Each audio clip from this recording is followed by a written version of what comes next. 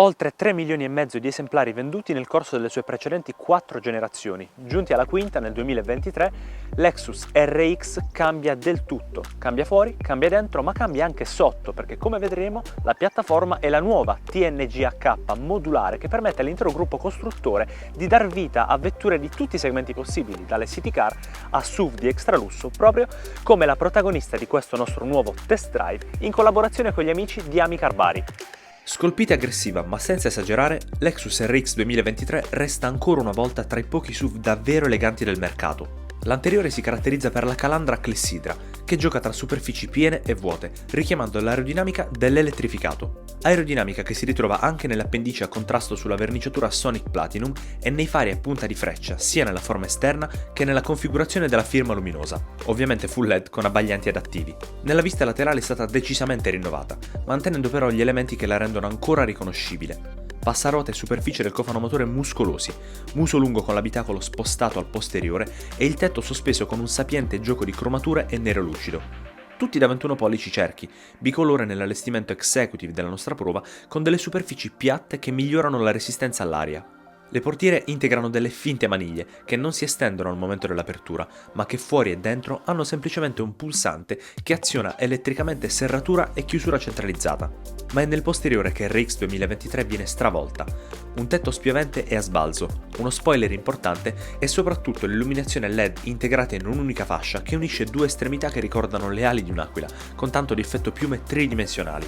Un SUV imponente insomma, sebbene le dimensioni non siano state eccessivamente ingrandite. È sempre lunga 4,89 m, con una larghezza di 1,92 m ed un'altezza di 1,69 m sensibilmente cresciute. Il baule è in dotazione ganci, pulsanti per frazionare il divanetto posteriore, presa a 12 V e luci di cortesia, con una capacità che passa da 461 a 612 litri, a seconda che la cappelliera sia montata o meno. È ben sfruttabile e perfettamente piatto, col divanetto abbattuto. In più, il nostro esemplare aveva la vasca in gomma facilmente lavabile. Sotto il doppio fondo poi c'è lo spazio per riporre i cavi di ricarica, ma come al solito vi lasciamo a schermo tutti i dati, centimetro per centimetro, di questo vano bagagli.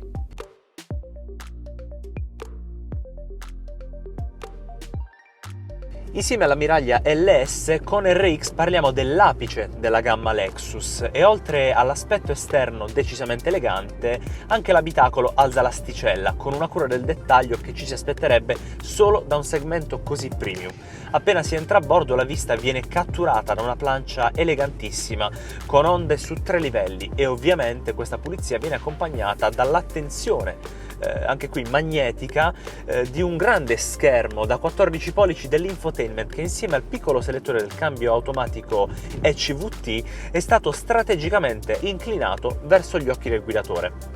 Eccellenti poi gli assemblaggi, come merita un'auto di questo segmento, ed è di ottima qualità la pelle scura che si trova per tutta la parte alta dell'abitacolo, che tra l'altro sul tunnel centrale e sui sedili porta con sé le cuciture bianche a contrasto. A proposito dei sedili, insieme al volante sono ovviamente regolabili elettricamente, ma hanno anche la funzione di rinfrescamento e riscaldamento con temperatura automatica.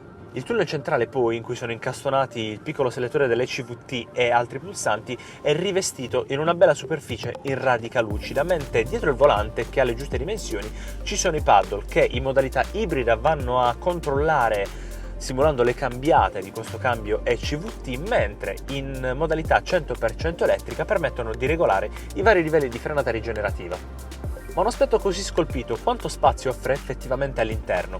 Beh, il passo è di 2,85 m e dentro c'è uno spazio sconfinato per 5 occupanti per braccia e gambe. Avete sentito bene, 5.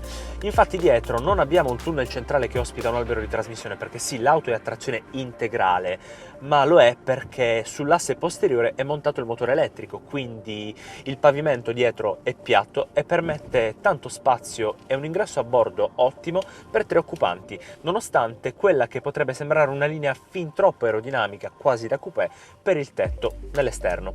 Tra l'altro, contrariamente sempre a quelle che sono le sue proporzioni esterne e il suo design abbastanza sportivo e affilato, anche la visibilità in marcia e in fase di parcheggio non è davvero niente male.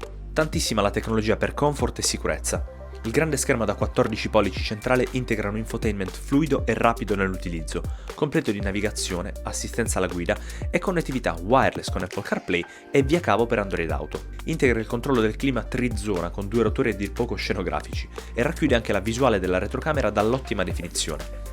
Ben 6 poi le prese USB, tutte di tipo C, tranne la tipo A per connettere lo smartphone all'infotainment. Ci sono tra l'altro anche i comandi vocali, richiamando l'attenzione della vettura semplicemente dicendo «Ehi Lexus». Il guidatore ha a disposizione sulle razze del volante dei pulsanti a sfioramento che funzionano proprio come il touchpad di un computer, con la leggera pressione per visualizzare sull'head-up display le informazioni relative alla sicurezza e il controllo della strumentazione.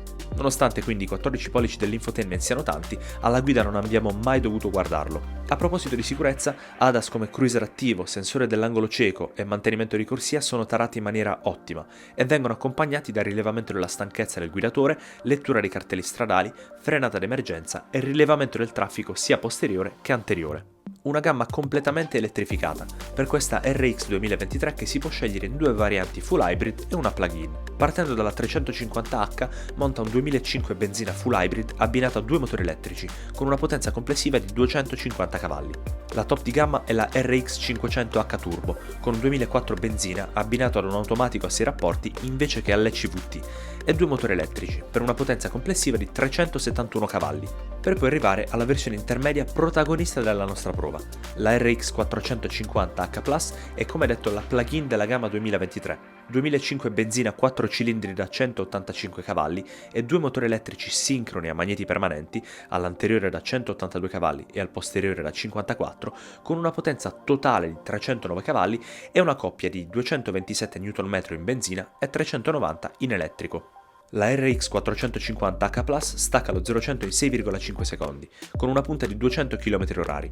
Numeri niente male, visto anche il peso di questo SUV plug-in dato dalle batterie. Sono infatti montate sotto il baule e hanno una capacità di 18,1 kWh, che permette di percorrere oltre 60 km reali con consumi medi a batteria carica di 1,1 litri su 100 km. Nel nostro test, anche a batteria scarica, abbiamo registrato una media di 6 litri su 100 km di percorrenza. Le emissioni dichiarate sono invece di 25 grammi di CO2 per chilometro. E per la ricarica? Noi l'abbiamo rifornita di energia ad una colonnina stradale e sono bastate 2 ore e un quarto per passare dal 20 al 100%, con una spesa di 9,92 €. Con la presa da 2,3 kWh domestica serviranno circa 9 ore. 2210 kg il peso di questa RX. Certo, grazie all'ampio utilizzo dell'alluminio su questa nuova piattaforma TNGA-K sono 90 in meno rispetto alla quarta generazione, ma superiamo pur sempre di gran lunga le 2 tonnellate, quindi la domanda sorge spontanea alla guida. Su strada come si comporta, come si muove questa nuova RX? Sinceramente? Si muove molto bene.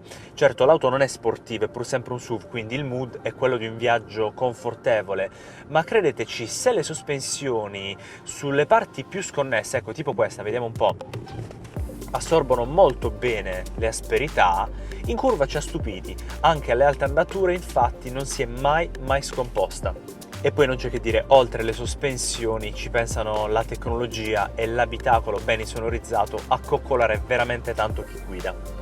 Un comportamento su strada quindi quasi ineccepibile, complice anche la presenza di questa trazione integrale virtuale data dai 2 motori elettrici montati uno su ogni asse che lavorano in combinato con il 2005 benzina, quindi se già così va bene non oso immaginare che capolavoro di comfort e soprattutto sicurezza deve essere la RX 500H, quindi la versione più potente che ha anche le 4 ruote sterzanti.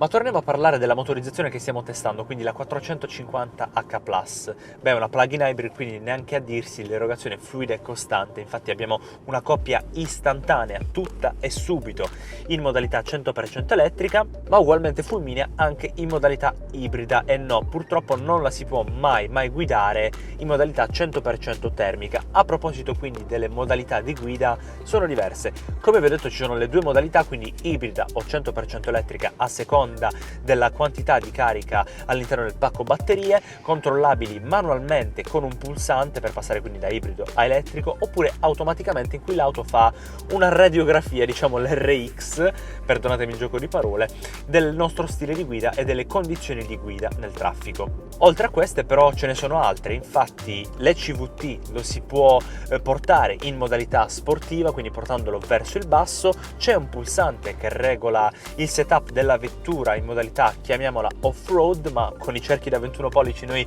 non ci siamo assolutamente permessi di portarla in un vero e proprio fuoristrada, ma sulle strade bianche si comporta davvero egregiamente. E poi ci sono i drive mode veri e propri, che sono 4.